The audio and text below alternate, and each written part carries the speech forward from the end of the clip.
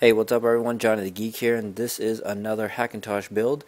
This particular Hackintosh, though, is a budget Hackintosh, and it's the most budget-friendly, inexpensive Hackintosh that I could put together. And so, first and foremost, like always, I like to go over the parts, list some of the parts here. You don't exactly have to go with these exact same parts, but I'm just going to go over the main important ingredients as well as the rest of the parts and how much everything costs. So, to start off with, I'd like to talk about the motherboard, and this is the Gigabyte GA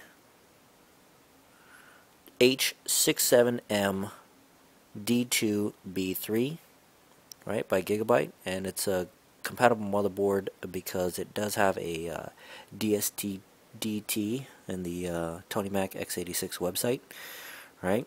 And then underneath the CPU fan here is the Core i3 2100 CPU, and this CPU was $125 from Amazon. And the motherboard was also from Amazon, and that was $89.99, so it was 90 bucks. And then the graphics card here is a NVIDIA 8400GS. Is the most inexpensive graphics card that I could find at the time. However, I do suggest the GT220 or the 520 from NVIDIA. Both cards are great cards, and they're also inexpensive cards, and they can also run fanless. So that's a good quiet solution. This particular card is kind of loud, but it works. All right. And so, moving on to the parts that's not necessarily crucial, you have to get the same, but wherever you can find the best deal. Starting with the memory here, this is a Corsair XMS3, a DDR3 memory. It's a 4 gig stick, and it's a 1333 RAM. Wherever you can find the best deal. I found this one for about 25 bucks from Amazon, and so that's the RAM. Next is the power supply here. It's a 500 watt power supply, Corsair, or no, I'm sorry, Cooler Master power supply, and this was 30 bucks from Fry's after mail-in rebate. And then next is the hard drive, and this is a Western Digital Caviar Blue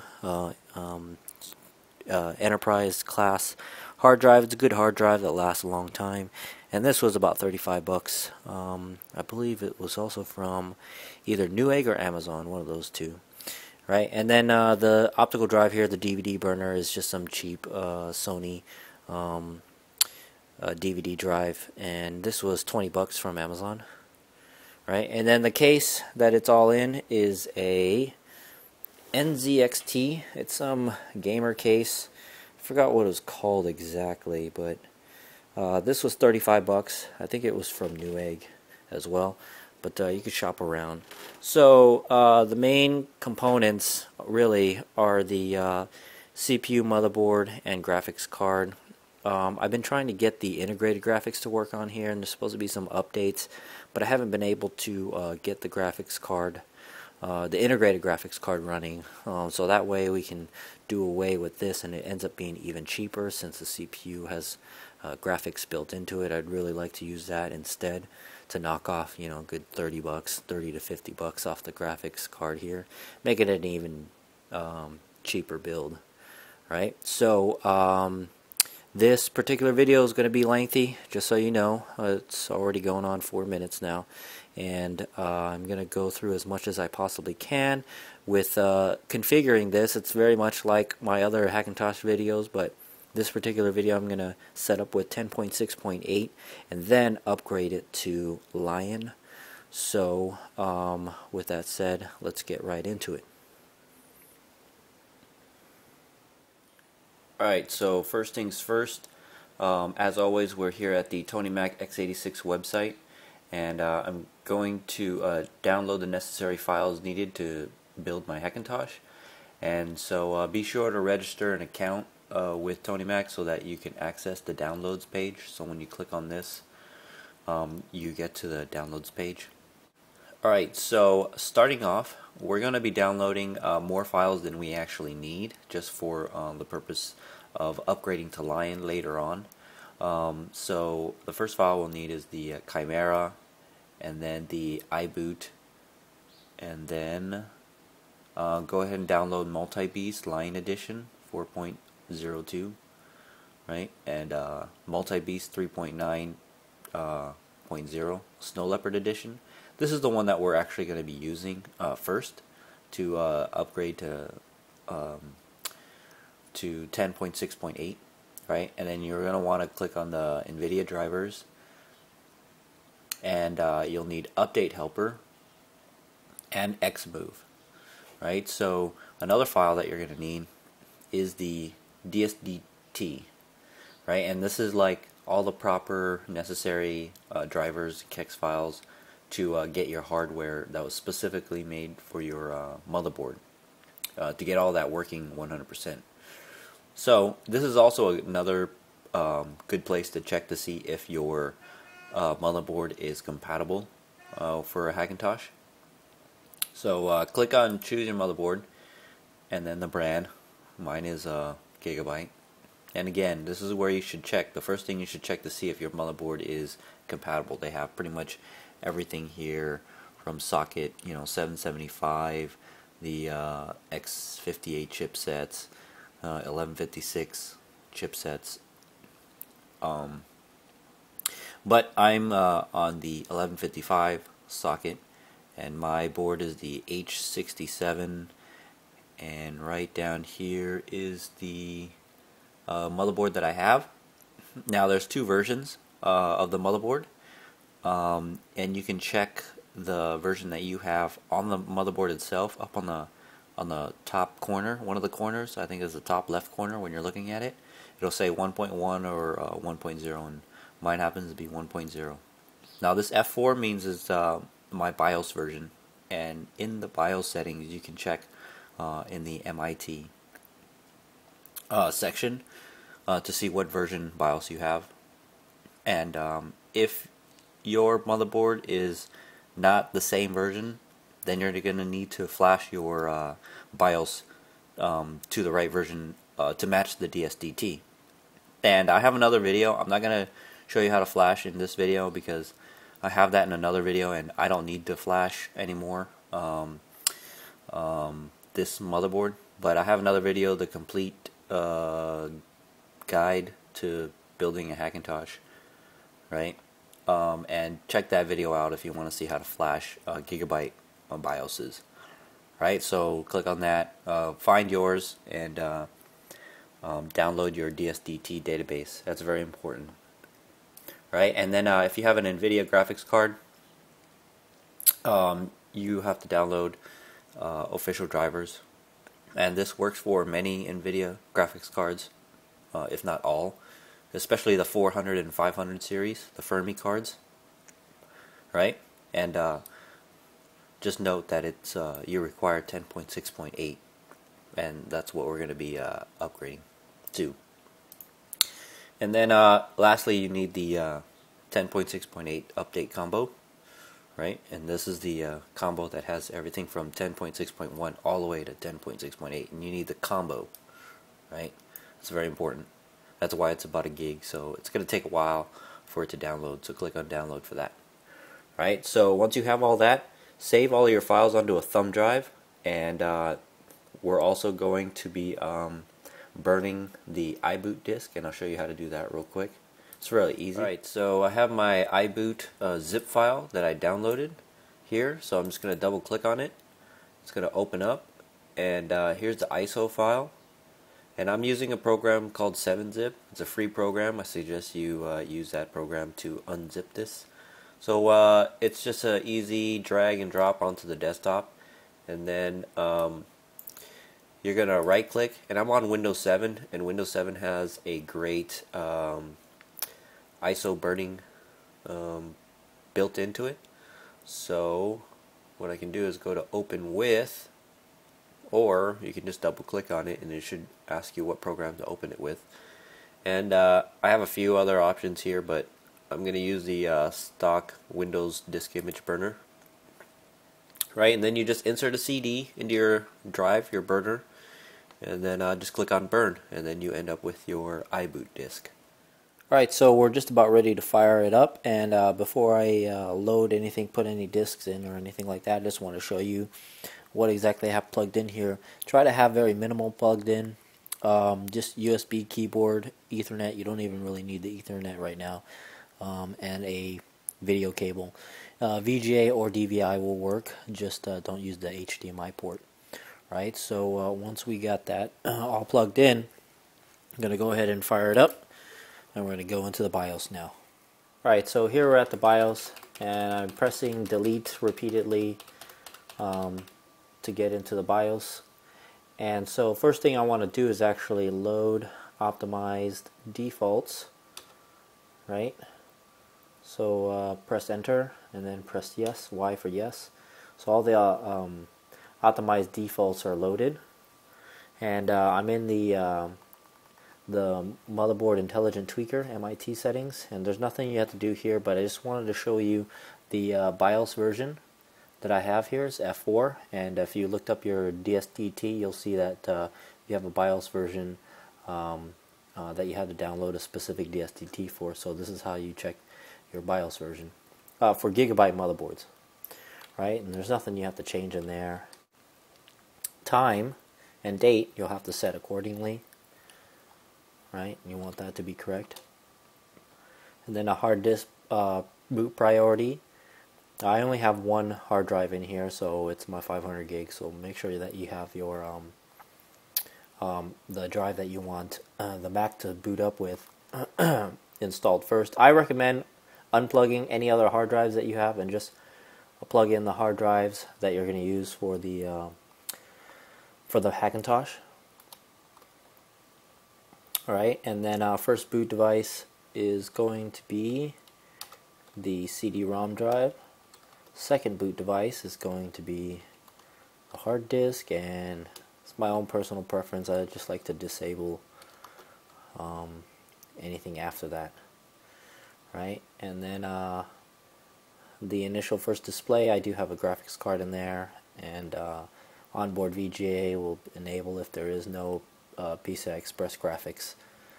That's not really that important. That's default, and you can just leave that alone. Right, and then the next very important section here is the PCH SATA control mode. Change that to AHCI. That's very important. Right, and everything else you can just leave alone. And then under the power management setup, you want the HPET mode to be 64-bit, right? And everything else you can just leave alone. That's pretty much it. So once everything's ready to be saved and exit, we're actually now going to insert the iBoot disk here. So we can go ahead and fire this up.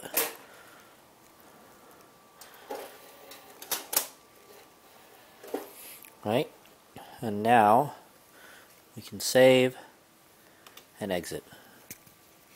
Alright, so now we just booted the iBoot disk, and you'll notice that the only option here says iBoot. Now we're ready to swap out the iBoot disk with the Snow Leopard disk. So go ahead and open this.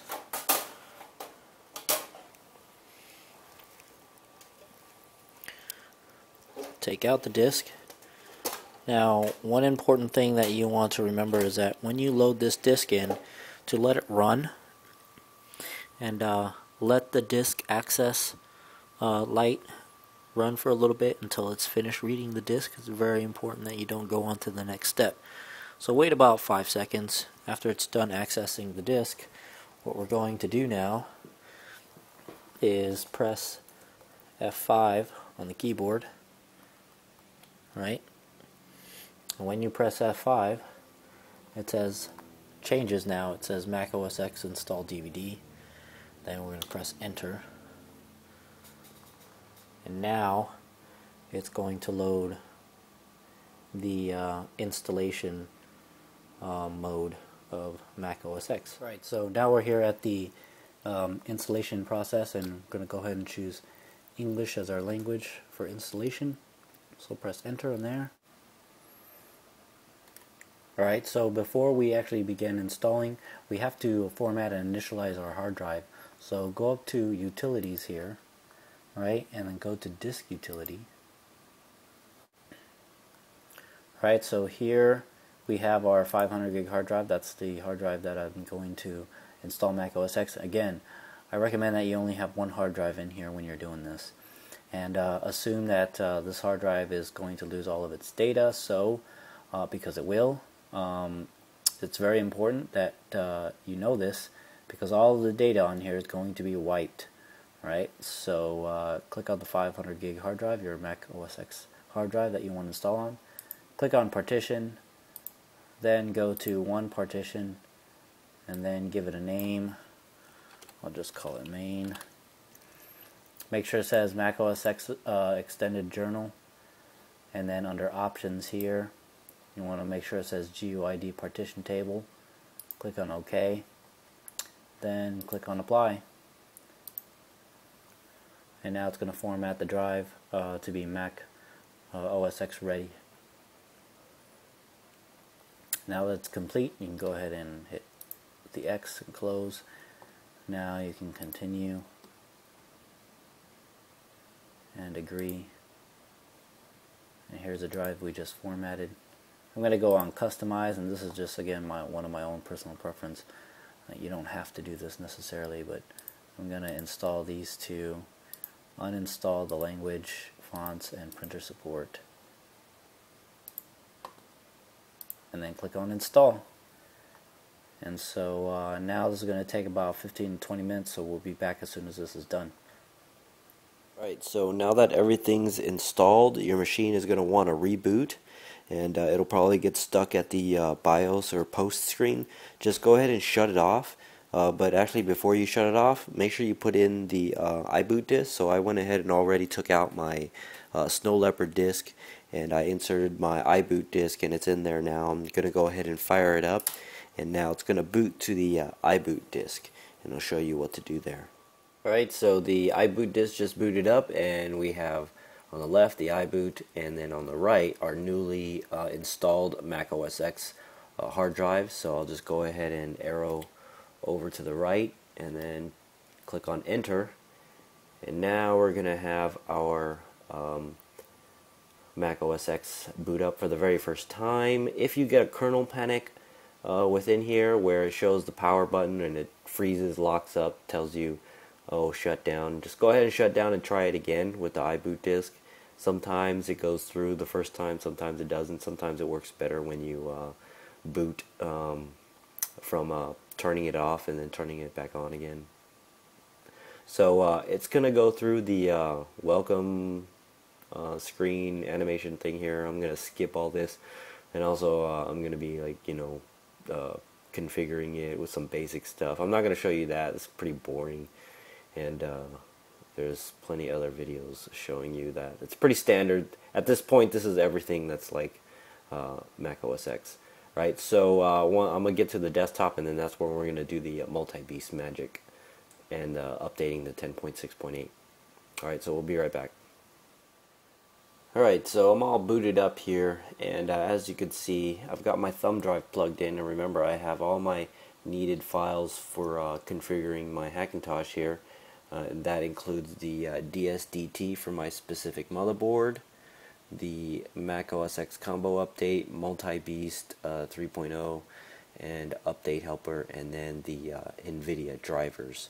Right, so the first thing that we actually got to do is that we're going to run multibeast, and this particular step is very unorthodox. It's a strange method for getting this to work, but for some reason this is why it works. Most instructions that you read do not do it this way, and I don't know why, but I found online this way to work for this particular method. And this happens when you try updating to 10.6.8 and you keep getting kernel panics. Well, apparently before you update, there's this method where you first run multibeast, right, and you just go to continue and agree and whatnot. You do the easy beast first and click on continue, and for some reason this is how it gets to work. So you run the easy beast, and then we're going to run the update helper after the Easy Beast here is finished. This should take about a minute. And then the next thing we're going to run, I'm actually going to unpack right here the update helper. Alright, and we're going to click on close. Then we run the update helper. Click on continue and install, authenticate. This is a very quick process. Now what we're actually going to do is we're going to restart the machine with iBoot still installed, right?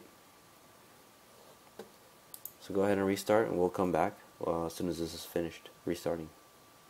Alright, so our machine just rebooted, and now we're going to run the combo update. So this is 10.6.8. So go ahead and open that, double click on it, click on continue, continue again, keep continuing, agree, install, authenticate, continue. This is going to take a little while, so again, we'll be back. Once this is done, do not reboot. Even though it's asking you that it wants to reboot, don't reboot it, because we need to still run the multi-beast once more for the final settings. Alright, so everything just finished installing. Do not click on restart. Instead, we are going to start up multi-beast. Don't worry if this crashes during the setup process. It happens from time to time. You can just go ahead and install or start it up again. So user DST, this is important, and it's important to have that DSDT file that we downloaded earlier. Where is it? This file right here, this DSDT file. It's important to have that on the desktop, and don't touch it, don't rename it, don't do anything. Just have it on the desktop. Right, system utilities, you're going to want to check that. Now this will vary, but particularly with your various motherboards. You may not be using the exact same motherboard that I am, but if you're using a Gigabyte motherboard, chances are a lot of these settings are going to be the same. So for the audio, I'm going to choose that. If that doesn't work, then one of these will, or if one of these don't work, then these two will.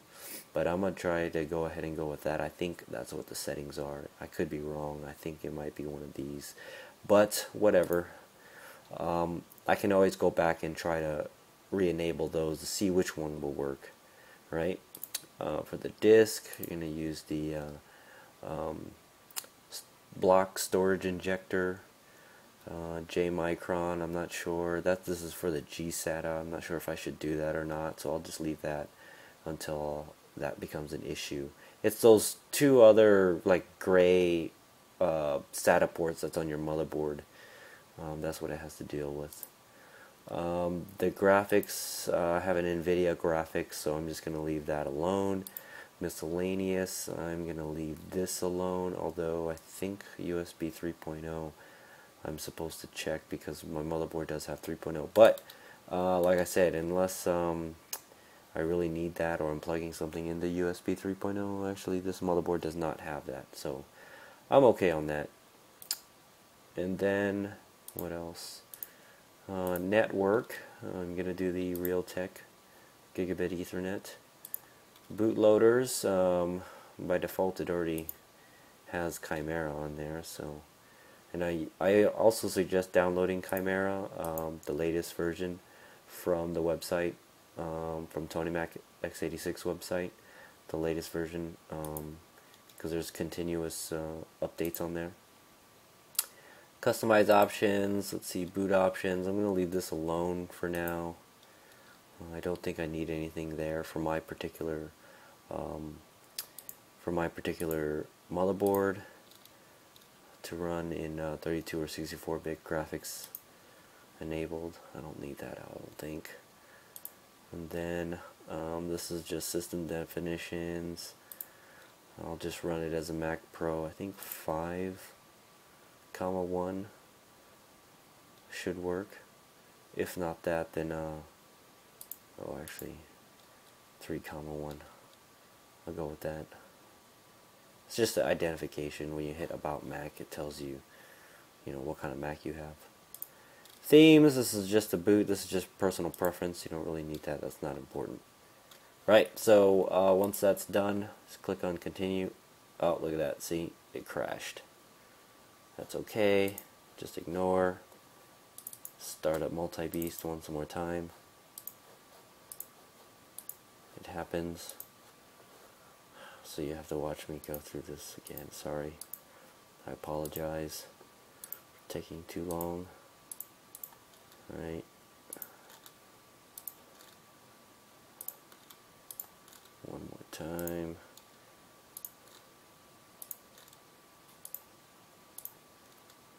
And that's good.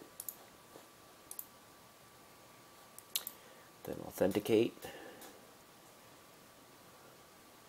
Alright, so this will take a couple of minutes, and then once this is done, then you are ready to restart the machine. And this time, once you restart, you can take out the iBoot disk. You should probably take it out before you actually reboot. You can take it out now if you want, actually. Let's eject. Take out that disk. And then once this is done, we'll reboot, and hopefully you have freshly booted 10.6.8. And if it goes into a kernel panic at any time, just like I said, just turn it off and then turn it back on again, and hopefully it'll boot in with no problems. Right, so now I'm going to go ahead and restart. So I just restarted, and one last thing that I need to do is open up the NVIDIA drivers. So I'm going to go ahead and install the NVIDIA drivers. Again, this is only for those who have NVIDIA cards. These are official NVIDIA drivers. So this is going to install and a reboot one more time. Oh, by the way, this is rebooted on its own, straight off the hard drive. No need for the iBoot disk. Right, and then now that this is done, it's going to ask to reboot one last time, and through the magic of television. Alright, so here we are, our final reboot, and we are now running my display at 1920 by 1080 full resolution. Also, the sound should work, although I don't have speakers plugged in right now. But usually by this indication, when you have your sound bar here and you're able to adjust it, it pretty much means that it works. So, all in all, this has been a successful build. A couple of closing thoughts.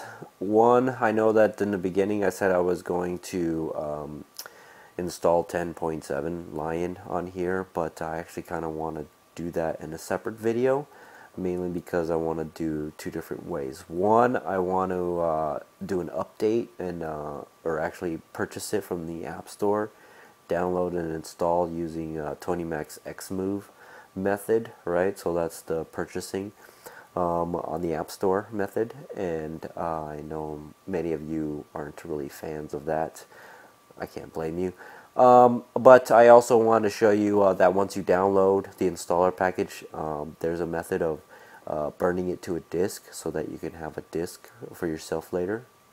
And then I'm going to have that in that same video. I want to show you how to install from the disk. I don't really know how to do that exactly yet. I don't even know if there's an actual method, but I want to play around with that. And I want to kind of learn more about installing Lion and the different methods of installing Lion. For those of you who have acquired a disk somehow on the internets, right? So I want to make a video for those guys who have disks. Alright, hope you enjoyed my video. It's another lengthy video tutorial on installing 10.6.8 and the budget hack. That's kind of the big deal here, is that this particular system was $400, and just because it's specific hardware, you know, I'm just saying that it is definitely possible later on even I mean, 6 months ago, a year ago, I built a budget hack, and in that video, that system was about $500, and so you can check that out. But it's getting cheaper and cheaper. I use much more inexpensive parts now, so I got it down to about $400, and I'm pretty sure in a year to 6 months from now, or 6 months to a year from now, you'll be able to find new, better hardware and be able to do the same thing, only with Lion instead of Snow Leopard. And build yourself a system, a Hackintosh, for less than $400. Right? So as always, please subscribe, comment, thumbs up, thumbs down the video. I know that this is a long video, and I get a lot of complaints like, man, this video is too long, or I talk too much, or whatever, but I'm just trying to explain as much as I possibly can, as much as I know, because my videos are kind of a little far and few and far between, yeah. So yeah, thanks. Please, if you found this video to be helpful and it worked for you on a different motherboard, please list the motherboards. I know that this works for a lot of Gigabyte motherboards, and for those of you who always ask me, will this motherboard work, will that motherboard work, you know what, check the DSDT. That's the best thing that I could tell you, is check the DSDT, and if you have a DSDT in that database, if you see your motherboard there and they have a DSDT, more than likely, 99% sure that your motherboard is compatible. Even on the Tony Mac x86 website, when they say that they just listed all these DSDTs, if you see your motherboard model there, most likely it works. If you have a socket 1156, socket 1333 or 1366, X58 chipset, yeah, a lot of those work as well. I have other videos on that. Check out my complete guide to building a Hackintosh. That also includes updating the BIOS. Alright, thanks for watching. Johnny the Geek out. Peace. Oh, and in case you were wondering, I recorded this whole thing on this iPod here,